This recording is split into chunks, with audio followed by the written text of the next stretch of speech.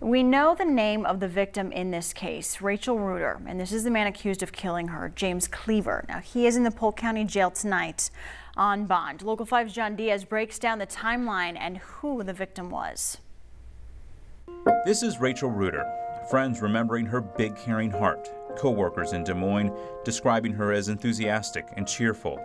This week, James Klever, a man investigators say she knew, is charged with her murder. It's been an ongoing case for a long time. Obviously, it started in June. We're now into November, and they just made the arrest. So let's walk through that timeline. On June 12th, the two were last seen on surveillance video at this motel in Urbandale. According to court documents, investigators would eventually follow her phone's movement across the metro, to this Walmart in Altoona, then to this intersection in West Des Moines, then by June 13th to this home in Bondurant. Court documents show the woman who lives there told investigators she heard violent sounds coming from the garage after Klever had shown up that night with a woman. They were acquainted, so they knew each other. It wasn't like, they had met, strangers or anything like that. They did know each other. By June 18th, witnesses report seeing Klever with injuries on his hands as if he had just been in a fight.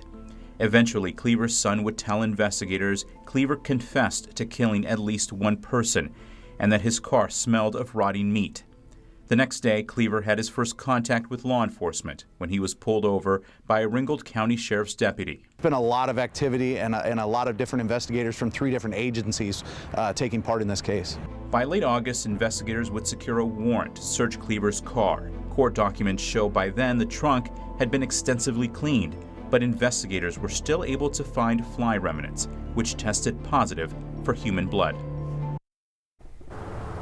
Local 5's John Diaz joins us now live from the Polk County Jail where Klever is tonight. John, Klever was eventually arrested just this week. Yeah, that's right, Samantha. A lot of pieces to put together in this case, and what is usually one of the biggest pieces of evidence is missing. Investigators have yet to recover Reuter's body. We spoke with a law professor to get a better understanding of what the implications of that might be.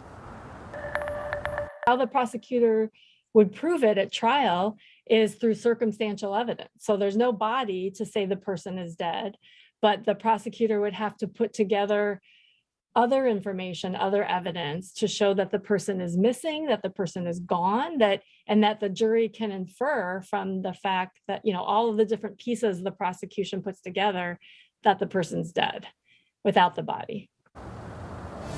And there's still a lot of information we don't have about this case. Investigators not revealing how really these two people knew each other and what a possible motive is in this case.